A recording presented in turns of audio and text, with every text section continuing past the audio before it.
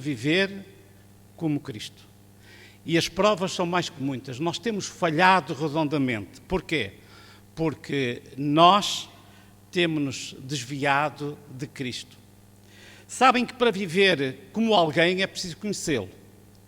E é conhecendo Cristo, conhecendo a sua vida, conhecendo a sua forma de estar como homem, que nós podemos realmente imitá-lo. E na lição desta semana nós pudemos ver, e aliás, durante todo o trimestre, porque o trimestre é os ensinos de Jesus, vemos que toda a vida de Jesus ia no sentido de quê? De amar o próximo. Foi uma vida abnegada, esquecendo-se de si próprio, sempre a pensar no bem-estar dos outros. Ora, se nós conhecermos realmente esta faceta da vida de Jesus, se nós meditarmos na forma como Jesus lidava com as pessoas, é isso que nós temos de fazer, é imitá-lo. Também compreendemos que realmente imitar Jesus também não é fácil. É algo que nos transcende como seres humanos. A lição dá-nos algumas dicas e nos ajuda como é possível, porque é possível efetivamente viver como Cristo. Deve ser, antes de mais, um desejo, um objetivo na nossa vida. Só quando realmente isso existir como objetivo, como princípio de vida, é que nós podemos alcançar esse objetivo. E a lição fala-nos muito sobre o amor. Mas antes disso, para nós não nos precipitarmos, e porque às vezes há coisas que a gente queria dizer e não diz, há um parágrafo da lição da semana passada, na página 53, que diz o seguinte: quando o Espírito de Deus toma posse do coração, o que é que acontece? Transforma a vida. Os pensamentos pecaminosos são afastados, as más ações renunciadas, o amor, a humildade, a paz tomam o lugar da ira, da inveja e da contenda. A alegria substitui a tristeza e o semblante reflete a luz de Cristo. E depois diz Ellen White, continuando: a bênção vem quando, pela fé, nos entregamos a Deus. Então aquele poder que nenhum olho pode ver cria um novo ser à imagem de Deus. Portanto, prezados irmãos, fica já esclarecido que é quando realmente o Espírito de Deus toma conta da nossa vida que realmente nós podemos viver como Cristo. Sobre isto, creio que não há dúvidas. A lição fala também muito sobre o amor. E eu gostava, porque nós hoje vivemos numa sociedade em que a palavra amor está completamente deturpada. Mas temos de compreender que o amor é a essência do caráter de Deus. Segundo o amor é o desejo, a paixão, é a vontade de possuir alguém. Segundo Deus, o amor não é um sentimento, mas um princípio. Amor, segundo Deus, é negar-se a si mesmo e amar os outros. A lição desta semana, na parte do monitor, faz lá uma chamada muito interessante. Todos nós, durante a semana, somos bombardeados com a palavra de amor, com expressões de amor. E essas expressões vêm de canções populares, vêm da poesia, vêm da literatura, vêm dos filmes. Amor para cima, amor para baixo. Mas se realmente nós analisarmos tudo isso, aquilo não é amor. Aquilo realmente são desejos, são paixões, são muitas vezes desvios humanos que realmente não têm nada a ver com a palavra amor.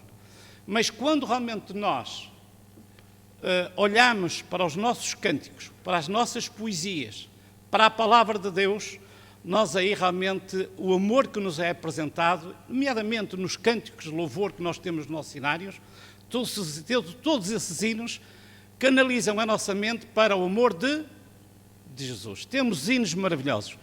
A minha vontade era pegar, falar 5 minutos, e pensei nisso, mas realmente não arrisquei. Era falar 5, 10 minutos sobre o amor de Deus e o amor ao próximo e depois preencher todo o tempo com hinos relacionados com o amor. Certamente cada hino que nós temos tem mensagens extraordinárias e seria um bom proveito, mas nós temos de tempo em casa, temos hoje material audiovisual excelente para ouvir os nossos cânticos e realmente esses cânticos apelam-nos para o amor verdadeiro, o amor de Deus. diz que nós invertemos o verdadeiro amor. Nós invertemos o verdadeiro sentido do amor. Isto foi uma frase que ainda ouvi hoje de manhã que eu anotei. Reparem bem. Nós invertemos o verdadeiro sentido do amor. Amamos as coisas e usamos as pessoas. Quando realmente o amor divino é amar as coisas, não é? E amarmos as pessoas, não é? E é o contrário, invertemos as coisas. Mas realmente é isso que nós fazemos. E depois, outra fase que eu retiro, que é esta. A igreja que tem uma doutrina, mas não tem amor, não tem valor. Esta foi uma frase muito forte. Porquê? Porque nós temos a doutrina. E temos a doutrina verdadeira.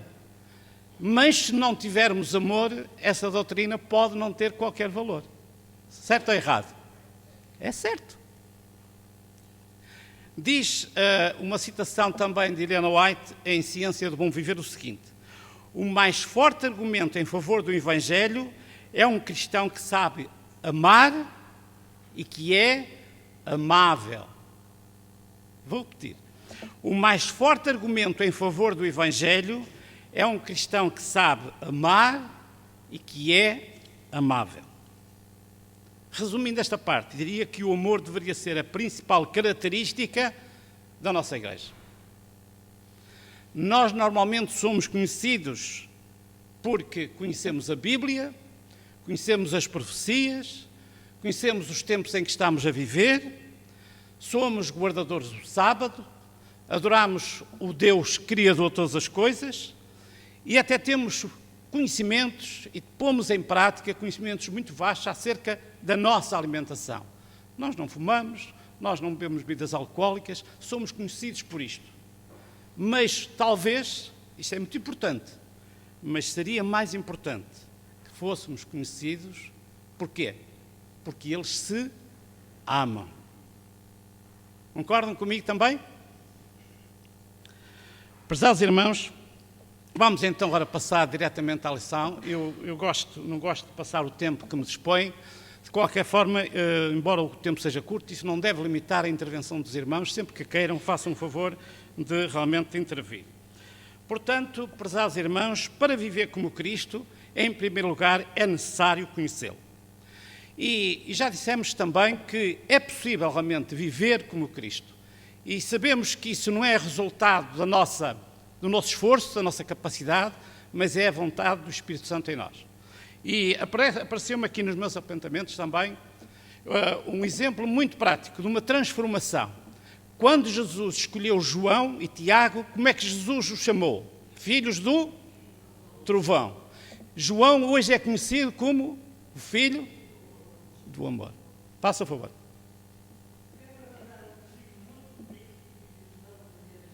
Agora, porque é a base para tudo.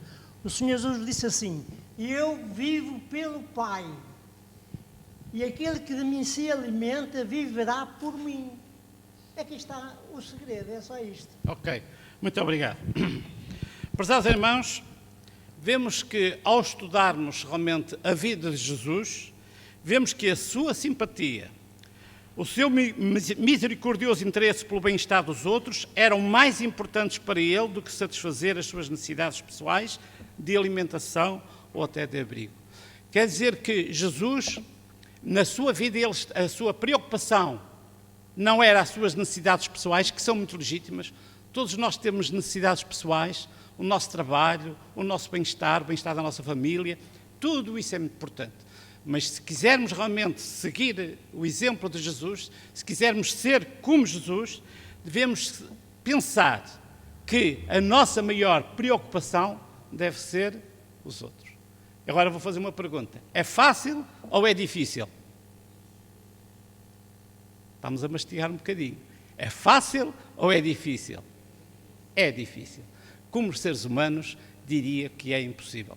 Sabem que nós, quando nascemos, faz parte da nossa natureza humana pecaminosa o egoísmo. Nós vivemos muito para nós próprios. E só realmente o poder transformador de Cristo nas nossas vidas é que pode realmente fazer em nós o desejo de amar os outros. Devemos seguir o exemplo deixado por Cristo e fazer dele o nosso padrão, até termos pelos outros o mesmo amor que ele manifestou por nós. Quer dizer que isto, a lição, portanto, o título da lição, Viver como Cristo, antes de mais, deve ser um objetivo, um desejo da nossa vida. E quando realmente nós temos um objetivo ou um desejo na nossa vida, nós trabalhamos para esse desejo. Porque a vida cristã, isso mesmo, é uma caminhada, como eu disse no início. E certamente que nós, hoje, se fizermos uma análise à nossa vida, nós vemos realmente quão longe estamos destes princípios do céu. Nós ainda não conseguimos, reparem, irmãos, eu sei, acho que considero-me um bom observador e vejo aqui, nestes irmãos e naqueles que estão de férias, que não estão aqui, irmãos com um amor extraordinário. Fazem coisas maravilhosas em favor dos outros. Eu sei que há irmãos que telefonam, quando falta aqui alguém na igreja, que telefona para saber porque é que não veio, o que é que se passa, se está melhor. Há outros que oram pelas pessoas que estão doentes. Há irmãos que ajudam as pessoas que estão em dificuldades. Tudo isso nós fazemos. Quer dizer que nós temos esse desejo. Às vezes realmente nós somos traídos por nós próprios, mas nós devemos realmente fazer das nossas orações, da nossa motivação, o desejo de aperfeiçoar e de continuar com isso. Não vamos ser derrotistas e pensar que estamos todos errados, eu creio que não vamos por aí. Vamos pensar que existe em nós o Espírito de Deus que trabalha com as nossas falhas. Certamente que isto é uma caminhada, há um aperfeiçoamento que nós temos de fazer e esta lição deve servir para isso. Portanto, diz Ellen White, e repetindo, devemos seguir o exemplo deixado por Cristo e fazer dele o nosso padrão.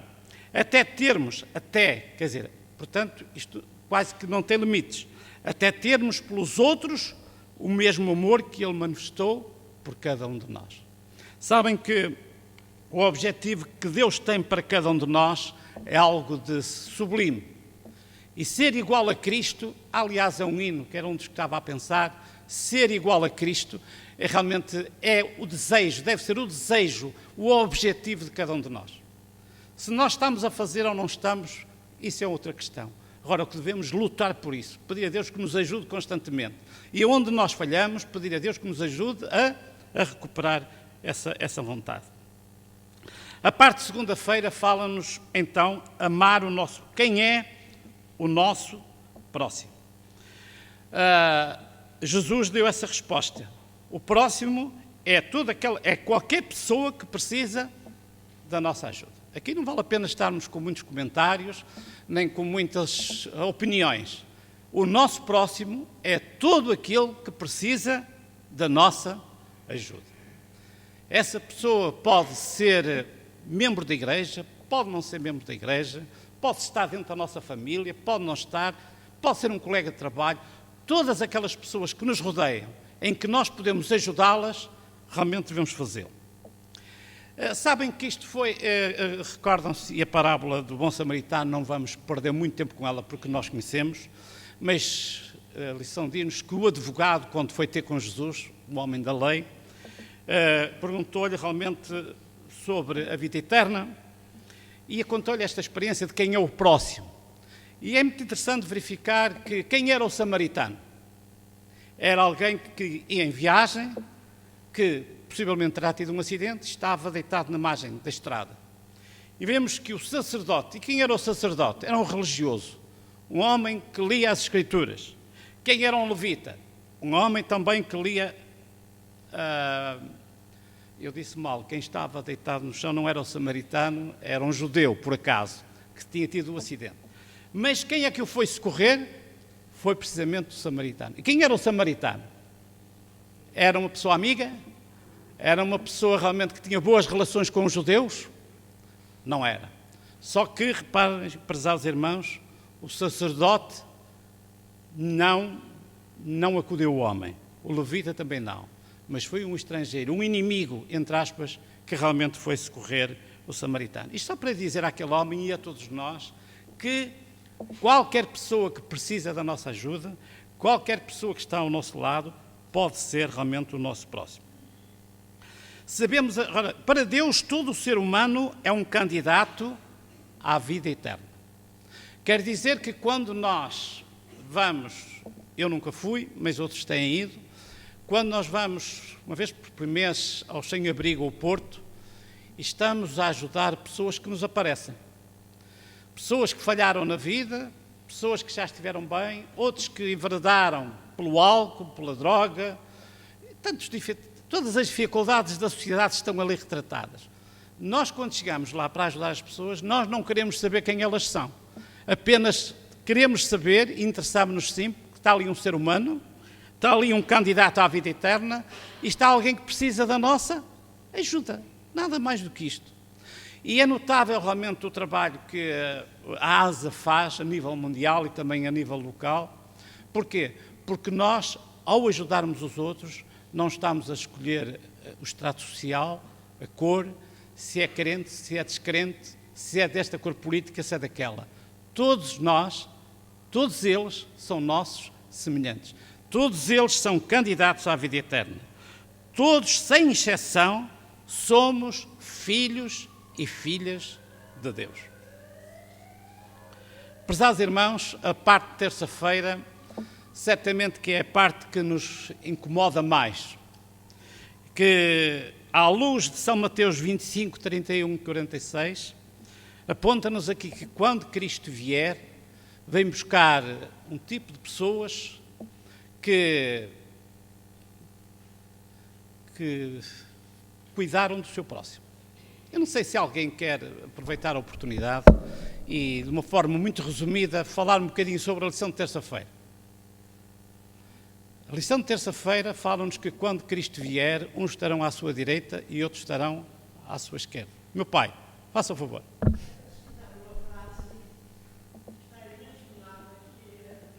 Para mim sempre foi, que é precisamente assim: estes meus pequeninos irmãos. Tem graça que Jesus não diz estes meus grandes irmãos, estes meus pequeninos irmãos, quando fizestes a estes, a mim me fizestes. E a Bíblia diz, e esta é uma frase para acrescentar, que não desprezeis um destes pequeninos que creem em mim. Muitas vezes os doutores e os grandes intelectuais é que são os mencionados para servir na igreja. Mas Jesus mencionou os pequeninos que creem em mim. Não desprezeis.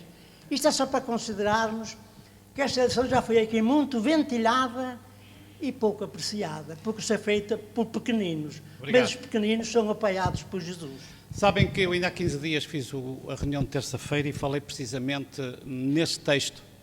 E apresentei que estas palavras de Jesus estão precisamente no contexto da igreja. Ou seja, eu até vou ler aqui um texto de Ellen White que diz o seguinte: Cristo não os vai elogiar pelos eloquentes sermões que apresentaram, nem pelo valioso trabalho que executaram, nem pelos generosos donativos que deram. Em vez disso, Cristo vai dar-lhes as boas-vindas no céu pelas pequenas coisas feitas com amor ao mais pequenino dos seus filhos. E agora, meu pai já abordou a questão, então quem são estes pequeninos? Meu tio Albano, faça o favor. Pronto, a pergunta era, quem são estes pequeninos? Se pudesse responder, eu agradecia-lhe. Pode fazer outros comentários. Quem são os pequeninos? São todos aqueles que tu falaste desde o princípio da lição. E eu não estava com muita vontade de intervir, porque a lição está a levar um bom seguimento. Eu só queria retardar um bocadinho, os samaritanos eram inimigos dos religiosos. E os religiosos conquistavam os samaritanos? Esta é uma pergunta a ficar de pé. Porque os religiosos do tempo de Jesus nem suportavam os samaritanos. Por isso é que a Bíblia é tão clara e a lição é tão clara que enquanto o povo de Deus não fizer a diferença no seu dia-a-dia, tudo nos passa ao lado. Nós podemos fazer grandes sermões, grandes apelos. Há sempre alguns que ouvem, que escutam e que se retificam. Mas, infelizmente, eu tenho que dizer isto. Muitas das mensagens do trimensário, das pregações, até das meditações, passam-nos ao lado. A meditação de hoje, por exemplo, deste sábado, quanto ela devia ser destacada. Eu tenho a meditação comigo, se for preciso, mas tudo nos passa ao lado. Porquê? Porque estamos fechados. Estamos fechados. E Jesus, enquanto... Eu não quero falar na quarta e quinta, porque estas duas fizeram-me tremer muito, mas enquanto não nos submetermos, não é possível o Senhor fazer nada connosco. Eu já leste na Helena White, portanto está tudo dito. Eu não queria intervir até. É que, enquanto também nós formos inimigos, como é que podemos amar os inimigos? Os religiosos olharam e viram que aquele desgraçado era um samaritano, se calhar também era um samaritano, era um pobre, não tinha um tostão. Como é que ele me vai repor aquilo que ele vou dar? Não. Recompensado será: vinde, benditos do meu Pai. Aos pequeninos é dito: vinde, benditos do meu Pai. Mas aos outros é dito: afastai-vos de mim, eu não vos conheço. Ó Senhor, mas nós fazíamos, nós também dávamos, nós andámos, nós corremos. Eu não vos conheço. O problema maior aqui não é o fazer é bom, o anunciar é bom, mas o viver é super bom. O viver é super bom, é aí que faz a diferença. Muito obrigado. Sabem que para Deus não há religiões. Há aqueles que servem a Deus, ou que procuram servir a Deus, e aqueles que não servem a Deus.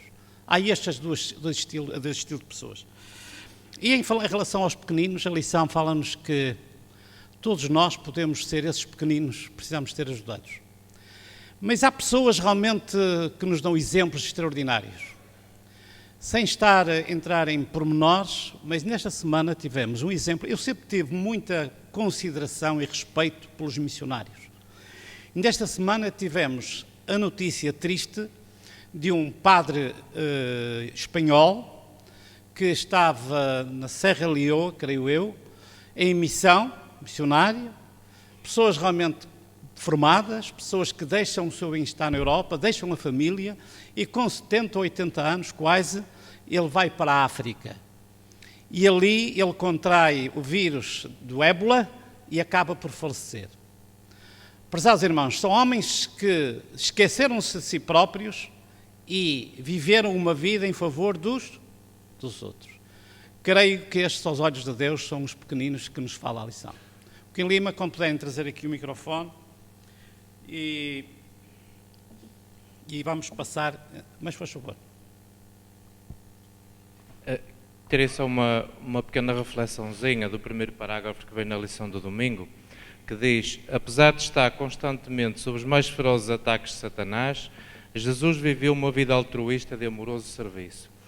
Nós podemos ver aqui a missão de Cristo e a missão da Igreja, que é o serviço motivado pelo amor.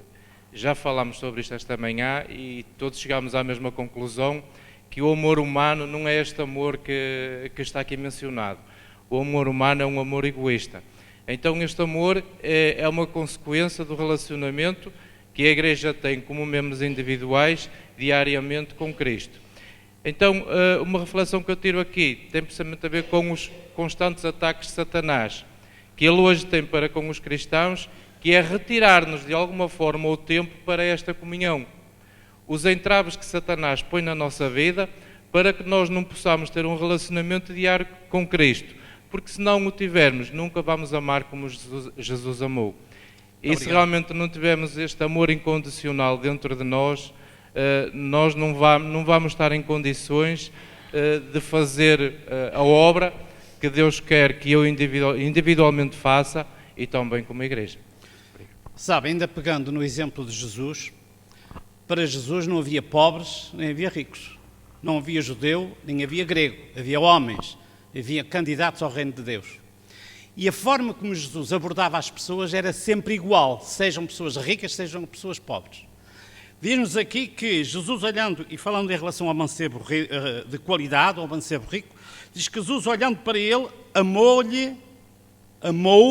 e disse-lhe. E quando Jesus se abeirava das multidões, ainda ontem falámos isso em casa do irmão César, quando Jesus olhou para aquela multidão, àquela hora da noite, e que não havia de comer, o que é que Jesus, qual foi o sentimento de Jesus? Moveu-se de íntima, estudamos isso ontem à noite, moveu-se de íntima compaixão. E este é o princípio de Jesus, do seu relacionamento com as pessoas, e deve ser esse nosso.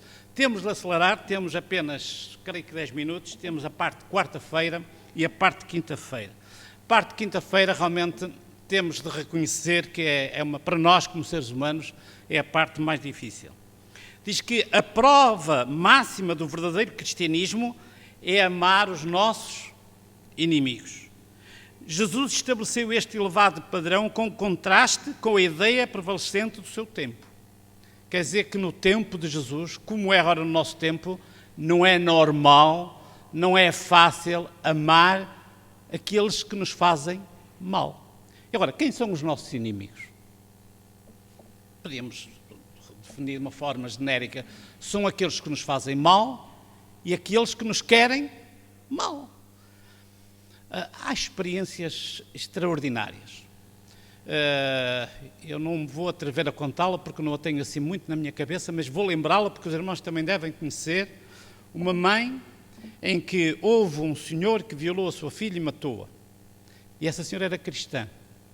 Depois ele foi para a cadeia e ela sempre orava por ele, pela salvação daquele assassino. E foi visitá-lo à cadeia e lia a palavra de Deus com ele. E o problema é, isto é humano? Isto é um sentimento, isto faz parte da nossa natureza humana? Não pode ser. Só um coração transformado é que pode fazer estas coisas. Mas sabe, mas nós não temos nada que olhar para as situações extremas. Vamos olhar para as pequeninas coisas. Mas eu primeiro vou dar a palavra ao meu pai. O microfone, por favor. Citar. Jesus disse, sem mim nada podeis fazer. Desta vez vamos aprender, com certeza. Quinta-feira. Porque ninguém pode amar os inimigos por si próprio. E então cá está, agora precisamos ter Cristo para poder amar os nossos inimigos. Porque até aqui a igreja apoia-se muito nas suas ações. Basta ser laodiciano, rico, não tem necessidade de nada e não falta coisa nenhuma. E não sabes que és um desgraçado, um miserável, pobre, sem, quer dizer, um homem com estas condições não pode de nada mesmo. Mas a igreja pensa que é rica e que não precisa de nada. Muito obrigado. Repare, portanto, o título desta semana é Viver como Cristo. E então, se nós quisermos ver um exemplo máximo do amor pelos nossos inimigos, não será o exemplo desta senhora, dessa querida irmã que nós apresentamos, mas é o exemplo do próprio Jesus. Que ele, no Calvário, quando estava a ser maltratado, inocente, sabem que nós já todos fomos maltratados e sentimos que não merecíamos aquilo. E é terrível quando sentimos que não merecíamos ser maltratados como somos. E Jesus estava a ser maltratado quando realmente viveu na Palestina todo aquele tempo a fazer bem às pessoas, fazer bem aos judeus. E muitos daqueles que Jesus curou e Jesus ajudou e Jesus instruiu, eram os mesmos que estavam a crucificá-lo. Mas Jesus, o que é que lhes disse? Pai, perdoa-lhes porque não sabem o que fazem. Portanto, este é o exemplo máximo que podemos apresentar. O apóstolo São Paulo, em Romanos 12, 21, e eu tenho aqui escrito, por isso eu não vou consultar a Bíblia, não te deixes vencer do mal, mas vence o mal com quem? Com o bem. Isto é complicado.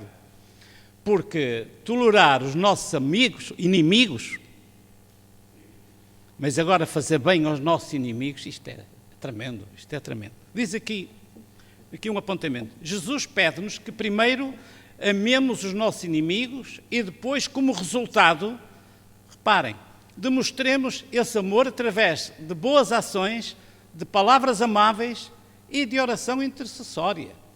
Quer dizer que não basta amar, temos de passar à prática. Quer dizer que o amor deixa de ser amor se não for acompanhado da prática. Não é? Nós só podemos demonstrar amor quando atuamos, quando agimos. E realmente é isso que Jesus nos manda. E agora, mais uma citação. Sem o amor inspirado pelo céu, essas ações, isto aquilo vai naquilo que o meu pai estava a dizer, sem o amor inspirado pelo céu, essas ações, palavras e orações, seriam uma falsificação ofensiva e hipócrita do verdadeiro cristianismo.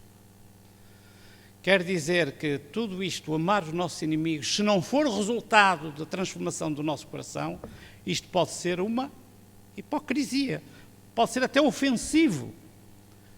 São lições muito sérias. É por isso que eu penso que, quando eu comecei a minha introdução a respeito da viagem, creio que nós cristãos, que já estamos muitos com 30, 40, 50 anos, 5, 10 anos, creio que é o momento de pararmos e refletirmos realmente se estamos no caminho certo. Eu não sei se o David tinha pedido a palavra e depois o Pedro. Atenção, o irmão. E então, com esta introdução, depois vamos passar à parte de quinta-feira e terminar a nossa lição. Eu só queria dizer o seguinte: o que vou dizer é realmente difícil, porque espiritualmente nós somos inimigos de nós próprios. Esse é o grande problema. E que, digamos, se somos inimigos de nós próprios, nós temos dificuldade em amar os nossos próprios amigos, muitas vezes. Fará os nossos próprios inimigos. Daí a grande dificuldade dos cristãos, muitas vezes. É lamentável, mas entendo que talvez seja uma realidade. Muito obrigado. Agora o Pedro. Nós temos a necessidade de viver como Jesus. E eu vou ler aqui, porque não quero utilizar palavras minhas, algo que nos diz algo sobre isto. Viver como Jesus viveu não é algo que alcancemos do dia para a noite. A conversão da alma é um milagre que ocorre num instante. Mas a formação de um homem santo é tarefa de uma vida inteira. Isso, porém, não deve ser usado como desculpa para retardar as mudanças que devem ser feitas na nossa vida. No Sermão da Montanha, Jesus disse: todo aquele, pois, que escuta estas minhas palavras e as pratica, assemelhá-lo-ei ao homem prudente que edificou a sua casa sobre a rocha. Isto é viver como Jesus, não é? Muito obrigado. Prezados irmãos, estamos quase a terminar a nossa lição. Eu pedi agora que ninguém mais intervisse. Eu agradeço a todos aqueles que interviram, que era para nós realmente terminarmos esta lição com a parte de quinta-feira, que já alguns irmãos falaram. Mas eu queria dizer o seguinte: os ensinos de Jesus puseram tão alto o ideal de uma vida de amor e altruísmo que a maioria de nós provavelmente se sente esmagada e desanimada. Certo ou errado? Certo. Pois, como é que nós, que somos egoístas por natureza, podemos amar o nosso próximo de forma altruísta?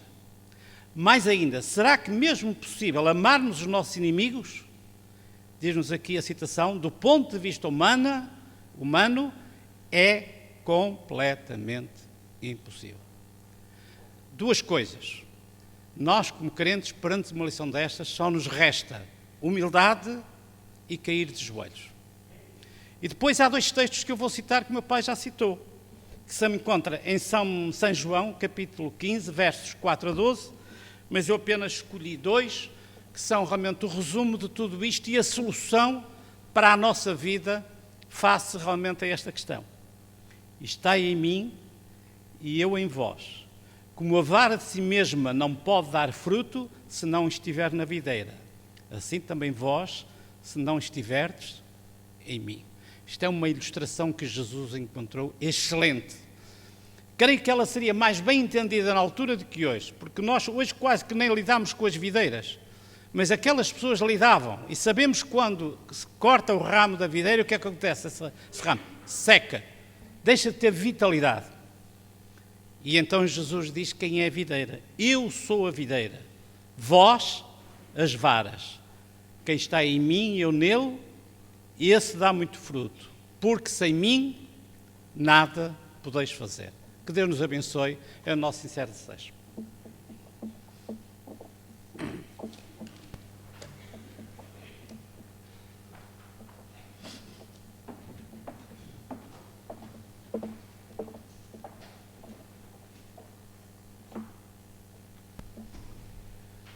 Prezados irmãos, muito bom dia. Gostava que me acompanhassem no hino que vou cantar, do Inário 185. É um hino que não é muito conhecido, já sabem que o meu hábito é tentar cantar sempre hinos do Inário que não sejam muito conhecidos. Pelo menos a primeira estrofe e o coro eu vou cantar, depois à medida que vou prosseguindo, aqueles que se sentirem mais confiantes podem me acompanhar. E gostava muito que no último coro, pelo menos, cantássemos todos com força e também vamos estar atentos à letra.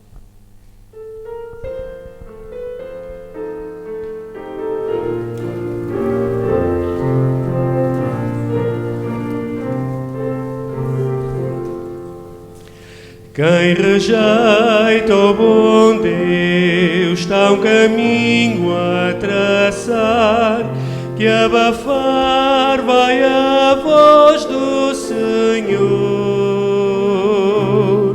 E se as glórias do mundo só queres buscar, já do preço calculaste o valor. Se tua alma perderes, de que valerá ter o mundo e seu esplendor? E da senda que agora tu estás a trilhar, já do preço calculaste o valor. Vais trocar a esperança de vida eterna por qualquer momentâneo fulgor do prazer do pecado e seu brilho fatal. Já do preço calculaste o valor. Se tua alma perderes, de que valerá ter o mundo e seu esplendor? E da senda que agora tu estás a trilhar, já do preço calculaste o valor. E enquanto sua graça ainda franca estiver e encerrado não for seu favor, tu não queres chegar ao teu Deus e dizer, já do preço calculei o valor. Se tua alma perderes, de que valerá ter o mundo e seu esplendor? E da senda que agora tu estás a trilhar, já do preço calculaste o valor. Amém.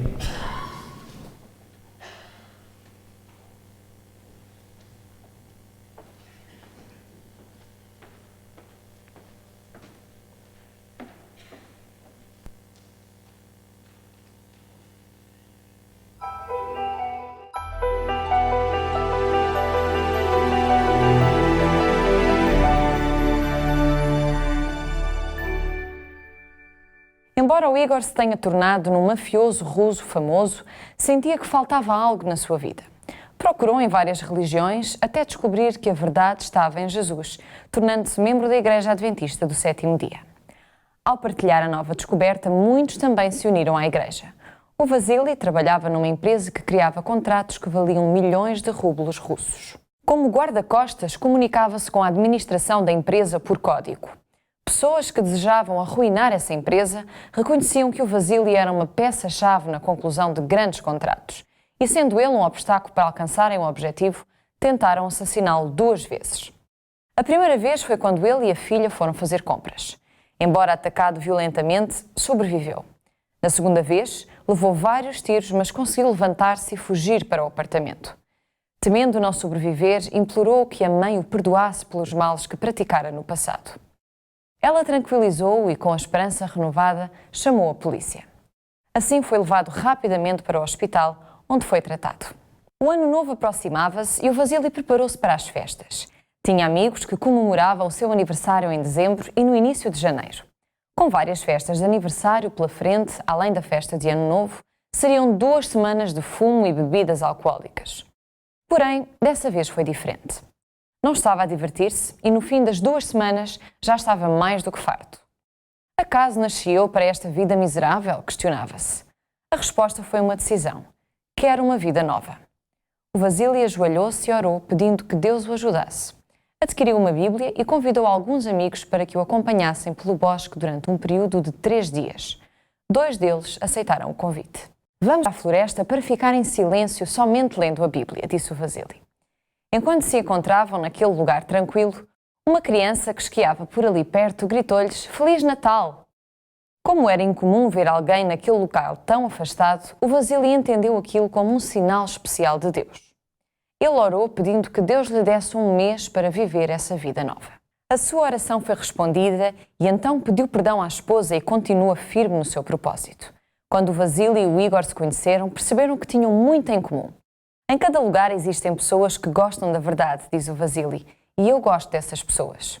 Atualmente, o Igor e o Vasíli são amigos e trabalham divulgando as boas novas por meio de um jornal especial distribuído por toda a região de Kazan, com informações sobre saúde e temas espirituais.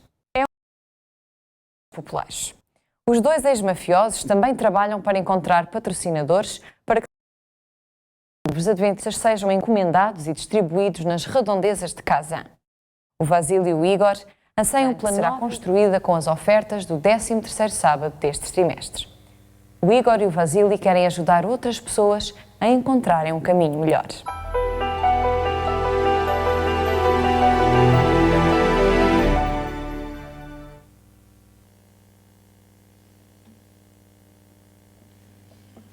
Chegou o momento de podermos apresentar à Igreja uma nova família para podermos orar durante esta próxima semana. Esta semana que passou foi pela família Laurinda e Antónia da Conceição e a família que nós propomos à Igreja para esta semana será a família de Irmã Diolinda e de David Soares, que realmente possam, durante desta semana e durante a sua vida, realmente sentir as bênçãos de Deus.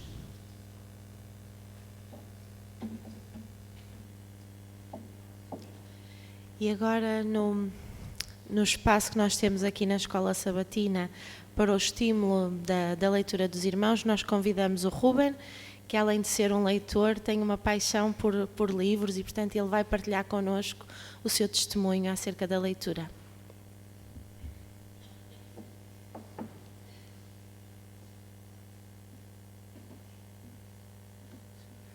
Bom dia a todos os irmãos. Faço votos que tenham um sábado bem preenchido, com bons pensamentos, boas ações, palavras. E isso é possível com a presença de Cristo e com boas leituras.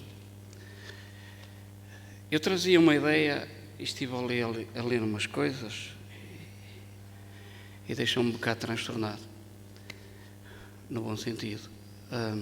Eu não vou acrescentar nada ao que já foi dito por aqueles que estiveram antes de mim a falar sobre a leitura. Foi tudo muito bem dito.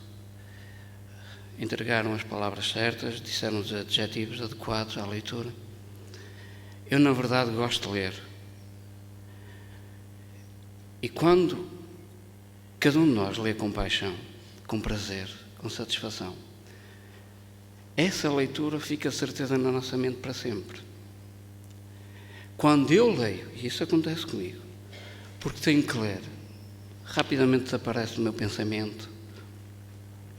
E às vezes nós fazemos esse tipo de leitura com a Palavra de Deus.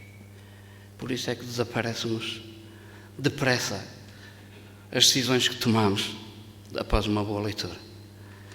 Mas eu hoje não vou falar sobre a leitura, vou falar sobre uma história de vida. E permitam-me, vou falar sobre o meu pai. Eu, desde pequenino, cresci a ir para a cama do meu pai e ler a lição da escola sabatina todos os dias. E hoje, ele não está aqui, hoje, ponderando tudo isto, processando bem as coisas, eu pergunto como é que ele tinha forças para, depois de um dia cansativo, e ele trabalhava por 2 ou 3, quem o conhece sabe que é assim, ele ainda ia buscar forças para os filhos pequeninos, irrequietos, para ler a lição e orar com eles. Estou admirado. Estou admirado porque eu não consigo isso. Tenho muita dificuldade em fazer isso. E não trabalho metade do meu pai. O meu pai não leu uma vez nem 2 vezes a Bíblia toda. O meu pai leu imensas vezes a Bíblia toda. Ele chegava a casa e, depois de se preparar, ele ia ler a Bíblia. Muitas vezes eu chegava a casa e ele estava a ler a Bíblia. Ele levantava-se de manhã cedo a ler a Bíblia. A Bíblia era o seu livro preferido, mas tinha outro, que era a vida de Jesus. Leu muitas vezes este livro. Eu tive a oportunidade de ler para ele há pouco tempo, há poucas semanas, metade do livro. Foi onde abri e li metade do livro para ele. Mas nestes últimos 3 meses, e eu até comentei isto com ele, foi: ó pai, como a vida é cínica, eu cresci a ouvir-te a leres para mim e agora sou eu que estou a ler para ti.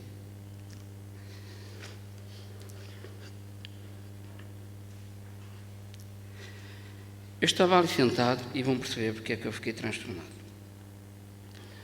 Peguei em alguns apontamentos que ele tinha aqui e, pelo que eu li, são bem recentes. Ele deixou de certeza que não foi para mim, mas foi para a minha mãe. Por exemplo, isto deve ter sido recente. Ele tem aqui vários estudos em que fala sobre a morte é um sono. Vários textos bíblicos. Um deles, em Eclesiastes 12:7, ele diz que o corpo volta ao pó e o espírito para Deus, até que Deus nos ressuscite de novo. Tem aqui outros textos muito lindos. Continuei a ver as coisas que ele tinha. Tem aqui uns estudos sobre a oração, abrir o coração, orar ao Pai, confiança em Deus, crer no poder da minha oração. Depois tinha outro estudo, orar sem cessar, vigiar e orar. Quais os motivos pelos quais devemos orar?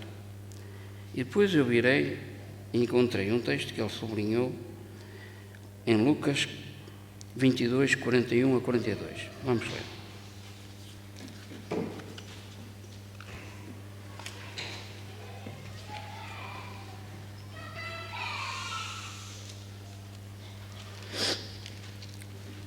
Diz assim: apartou-se deles cerca de 1 tiro de pedra e, pondo-se de joelhos, orava, dizendo: Pai, se queres, passa de mim este cálice, todavia não se faça a minha vontade, mas a tua.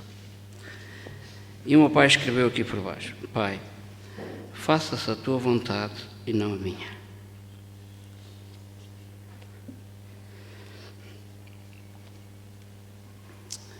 Eu ganhei o gosto da leitura com ele. Eu não leio metade como o pai lê. Não leio. Já li muitos livros, mas não leio. Mas o facto de cada um de nós lermos, pode ninguém ver, mas há sempre alguém em casa que espreita.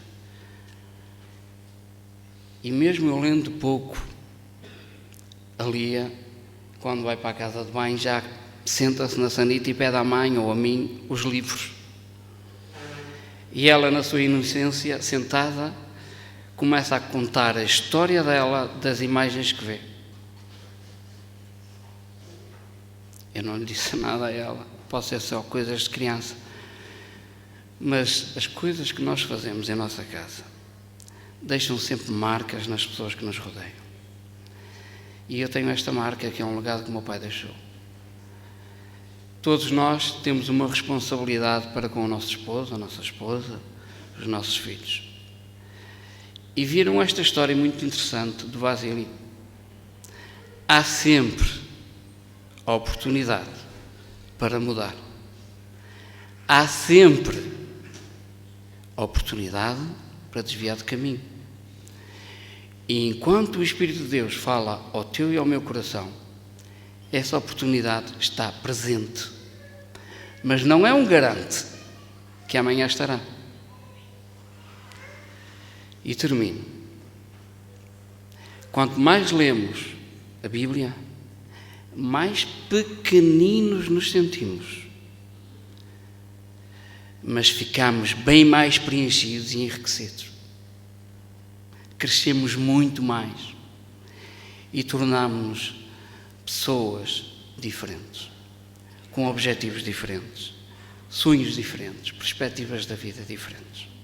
Que Deus vos abençoe. Amém.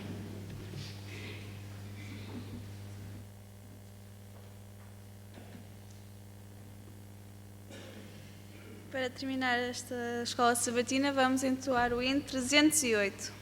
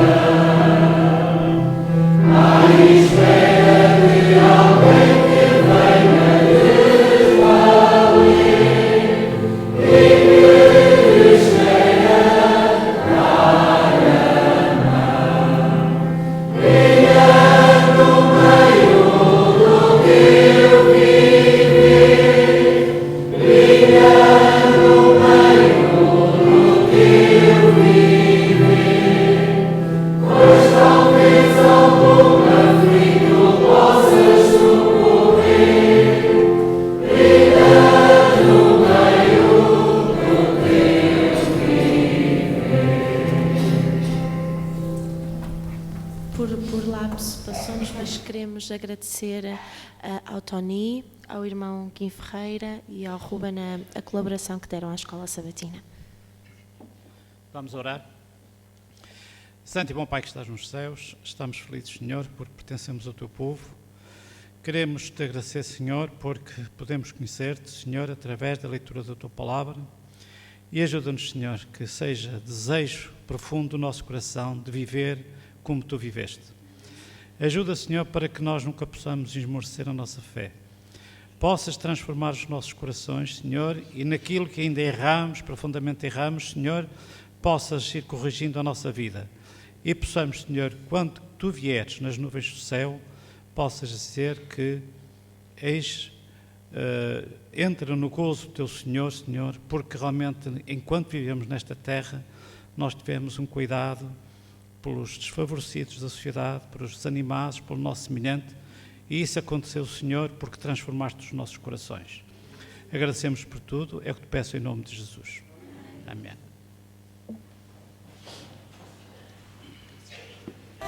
Esperança toda se for, chame o seu anjo, sou seu anjo.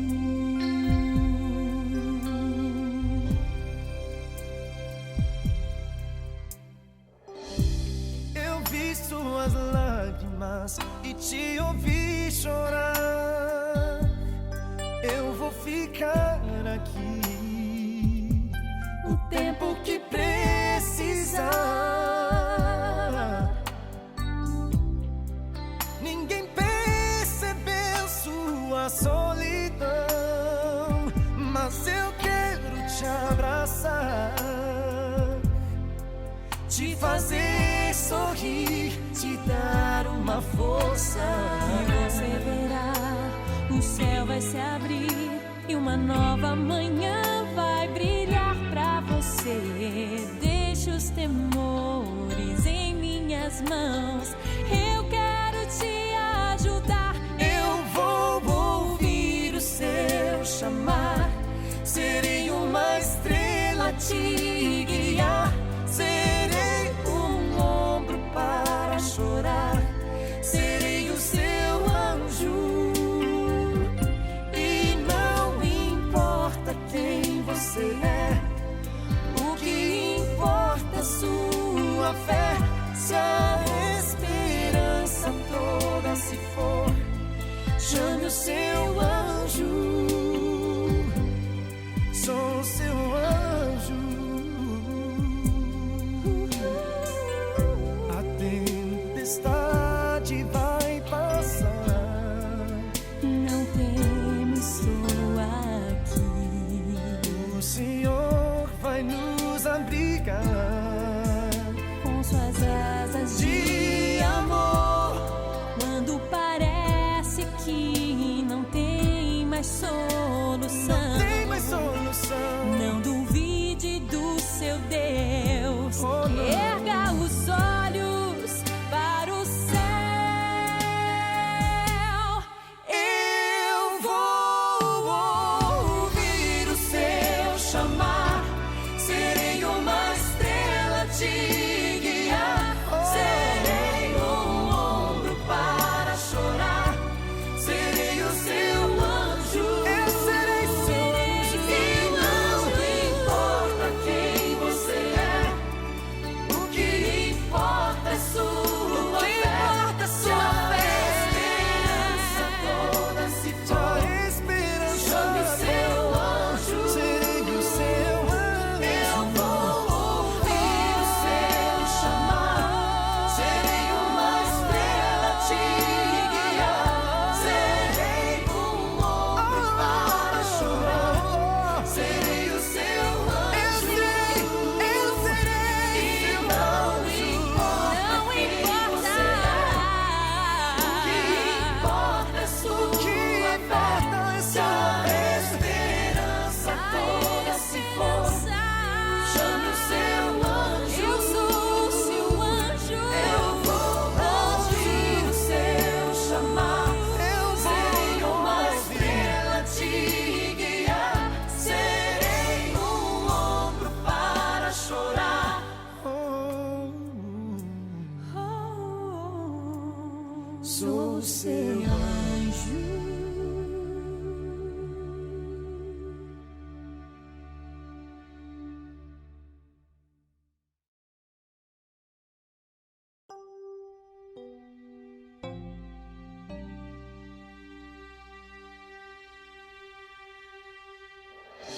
Não existe montanha impossível de escalar, mas é preciso fé, crer no que não se vê.